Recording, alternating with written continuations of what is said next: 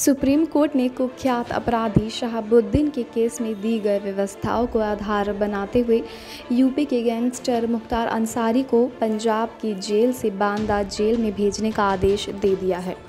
Court ने राजीव रंजन उर्फ पप्पू यादव के केस को भी आधार बनाया। पप्पू यादव पूर्व सांसद हैं और अदालत से बरी हो चुके हैं। ये दोनों केस 2005 और 2017 के हैं।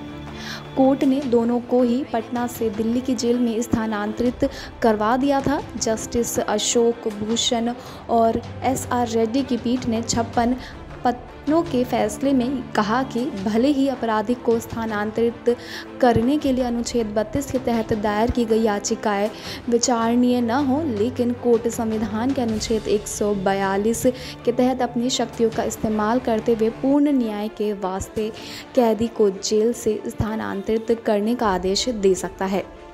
कोर्ट ने कहा कि शहाबुद्दीन मामले में मारे गए पत्रकार की पत्नी आशा रंजन की याचिका पर कोर्ट ने 2017 में संविधान के अनुच्छेद 142 के तहत शक्तियों का इस्तेमाल कर शहाबुद्दीन को पटना की बेऊर जेल से दिल्ली की तिहाड़ जेल स्थानांतरित किया था। इसी व्यवस्था को इस मामले में आधार माना जा रहा है और माफिया डॉन मुख्तार अंसारी को बांदा जेल में स्थानांतरित करने का आदेश दिया जा रहा है।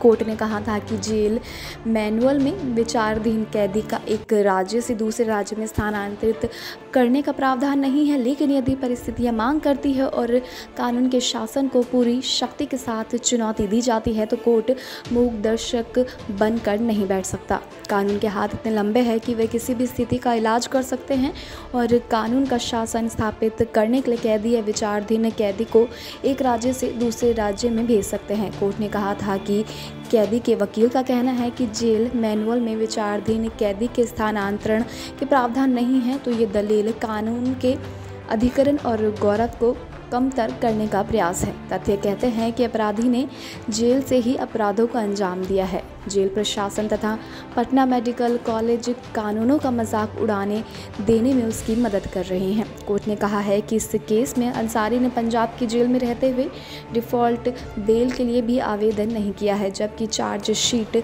दायर नहीं होने पर वह धारा 167 के तहत जमानत के लिए आवेदन कर सकता था, लेकिन उसने ऐसा नहीं किया। इससे साफ है कि वह पंजाब जेल में ही रहना चाहता है और यूपी में अभियोजन से बचना चाहता है।